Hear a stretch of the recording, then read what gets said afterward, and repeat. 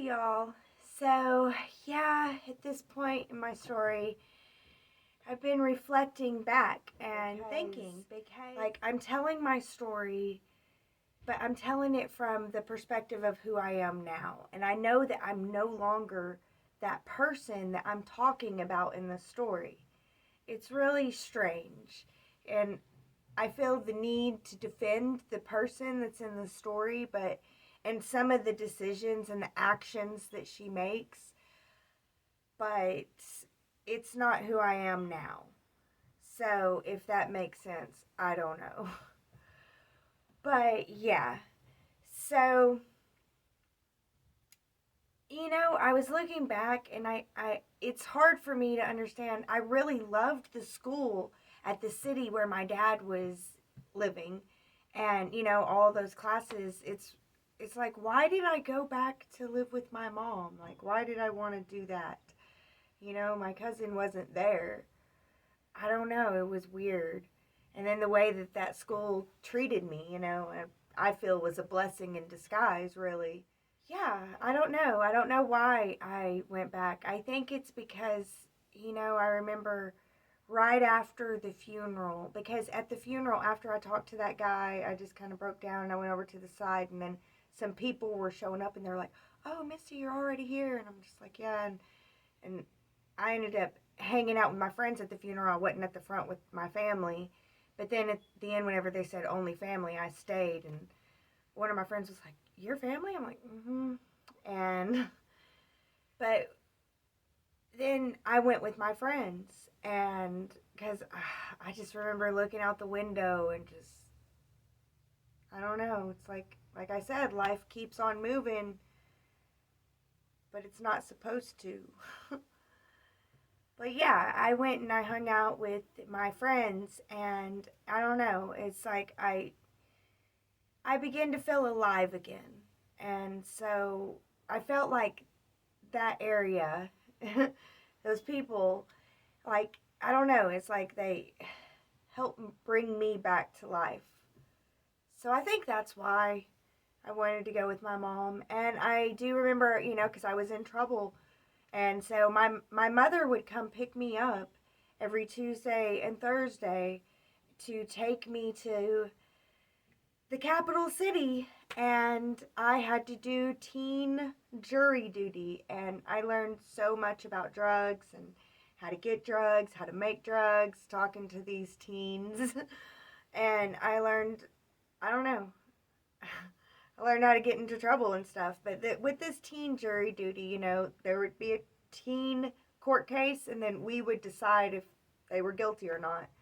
And yeah, most of the time we would. And they would have to serve on the jury. It was like I don't know. It was a crazy system. But yeah, my mother was picking me up to go to that for a while. And I've served my time, the 6 months. And also, um, after after my cousin's death, my uncle, it was his daughter, and her big brother was not his son, but his son started living with him in the city. And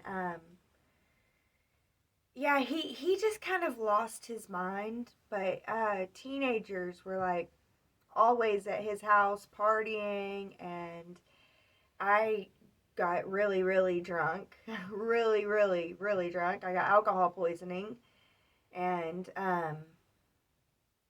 yeah, I remember my mom showing up, and she's like, "We need to take her to the hospital." But we didn't go to the hospital. I was like, "No, no, no." And she just watched me and nursed me. I was in the back room puking a whole lot. And yeah, it was tough.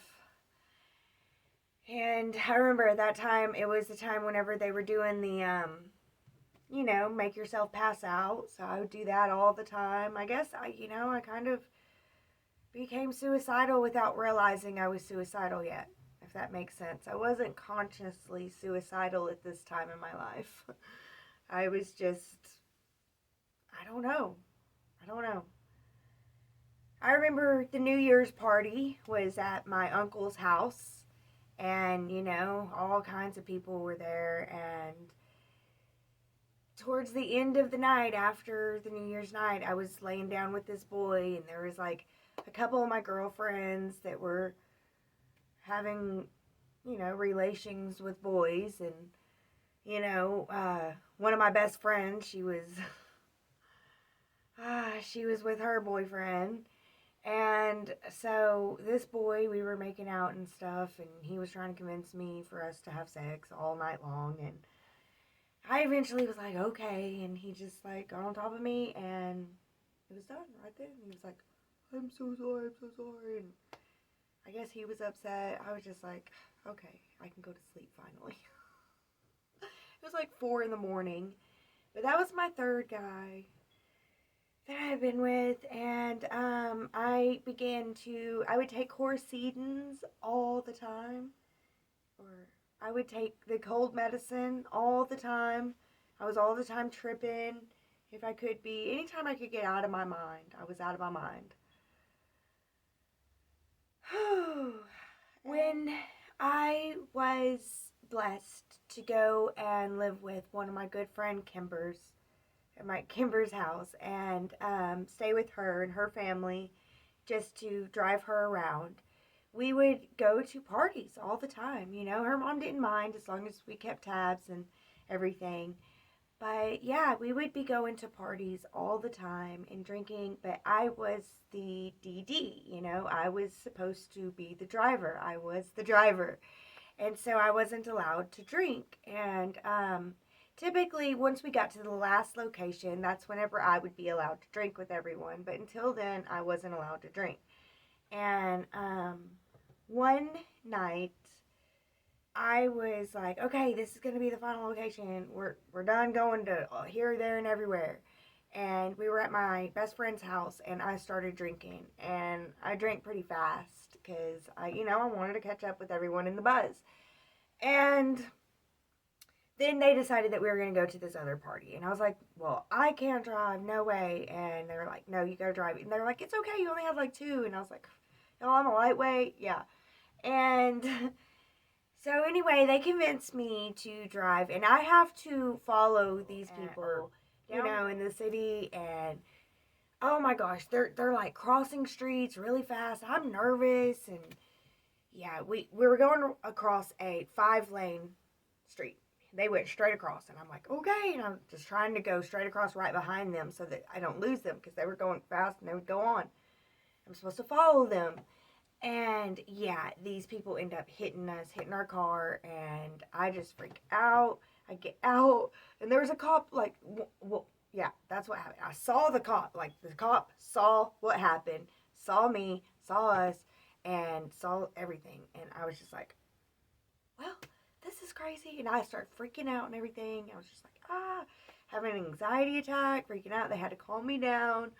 And the cop came over, and she was really nice. It was a girl cop, and she was really nice. She was like, I seen it all, and, talking to the people, making sure everybody's okay. But yeah, and it wasn't that big of a deal, but I did freak out about it. And Kimber's parents, they were really cool about it. I was like, we have to call them. We got to let them know that this happened. Hey, we're here, and this happened. And nobody really noticed that I was drunk. Nobody really noticed that I was drunk. But yeah, it wasn't that bad. We did go ahead and end the night. We didn't go to the party. And yeah. So it was okay. And, I thought that her mother was really nice about all of it. And then later on, whenever I was just taking her home, I decided to go the downtown route, because I would go different routes, because I felt like, like, expand your mind, always look for new horizons, don't get stuck in a rut, don't be boring. So, yeah. I was just taking the downtown route this one time, and in this time, it was like stop and go traffic, and I happened to bumper to bumper with someone, and they freaked out, and they ended up calling the insurance. And this time, I really didn't want to tell her mom, even though I probably should have. And yeah, at this time, her mom was not so nice about it, and she was like, okay, 2 strikes, I'm sorry, you've got to go. And I lost my place at her house. And so at this time, I also was, dating boys and trying to get a boyfriend. Again, I just wanted to be a mom. I was hoping to be a mom, so it was important to find a good boy. And there was one boy that I thought was just so cute. He reminded me of Eminem, but in a strange way. I don't know. I liked him. And so the girls were like, let's help her hook up with him. And so I did hook up with him. And then we were like boyfriend, girlfriend, but not really talking. I went over to his house like one time. And then I went to a party and I saw this one boy. And he was, I don't know, just to me, he was gorgeous. And I was hanging around him and just playing it cool. And I was going to try to hook up with him that night. And because I didn't like to be boyfriend, girlfriend with people that I thought was good looking, because I thought that, they wouldn't be faithful. Girls would be throwing themselves at them, and I didn't want nothing to do with it. And he threw off my advances. He was like, no, you have a boyfriend. But that attitude, I had to have him. I was like, okay, well, I'm going to get this boy. And so I broke up with my boyfriend. I broke up with him, because it's that simple. And I was like, all right, I don't have a boyfriend. We broke up. And he was like, really? And yeah, he didn't take me right away, but I was hanging out with him all the time, hanging out with his guy friends, always. And yeah, we ended up being boyfriend and girlfriend. And the girl that I was really good friends with, who was in cheerleading with me, she grew up next to him, and so she was really good friends with him.